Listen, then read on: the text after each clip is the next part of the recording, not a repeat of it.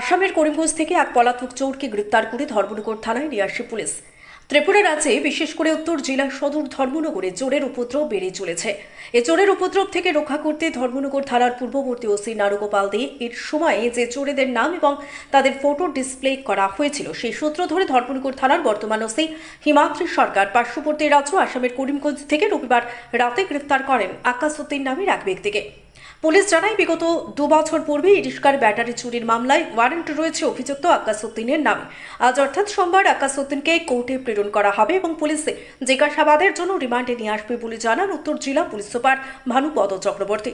যেভাবে ধর্মনগরে চুরির মামলা বৃদ্ধি পেয়েছে তার একটা সমাধান সূত্র পাওয়া যাবে বলে আশাবাদী পুলিশ। কদমতলা থেকে ভানুচন্দ্রের রিপোর্ট। আসলে আগের ওসি যে সময় এখানে ছিলেন তখন আমরা কিছু চোর, ভেটারান চোর বলতে যাদের বোঝায় তাদের নাম আমরা বিভিন্ন সোশ্যাল মিডিয়াতে দিয়েছিলাম এবং প্রভিনেন্ট জায়গাতে ডিসপ্লে করেছিলাম। তাদের মধ্যে একজন হলো আকাশউদ্দিন, বাড়ি হলো ওয়েস্ট চন্দ্রপুর। আজকে ধর্মনগর বড়বাবুর কাছে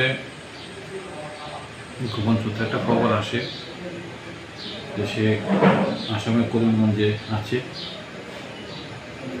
এই খবরের উপর ভিত্তি করে আসাম পুলিশের সাহায্য নিয়ে আমরা আকাশউদ্দিনকে নিয়ে এসেছি।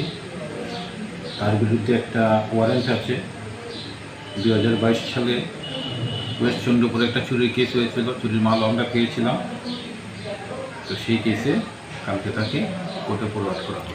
স্যার, তাছাড়া ইদানিংকালে যে চুরি হয়েছে সেই চুরির সাথে যুগসূত্র হয়েছে কি এমন কিছু জানা গেছে কি তার কাছ থেকে? তাকে আজকে ইন্টারোগেশন করা হবে।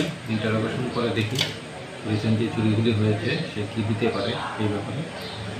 তবে সে ভেটারান চোর। স্যার, কেস নাম্বার কী রয়েছে ওর বিরুদ্ধে? কেস নাম্বারটা হলো 134/2022। ওয়েস্ট চন্দ্রপুরে চুরি হয়েছিল, সেই চুরির ঘটনাতে সে অ্যারেস্ট।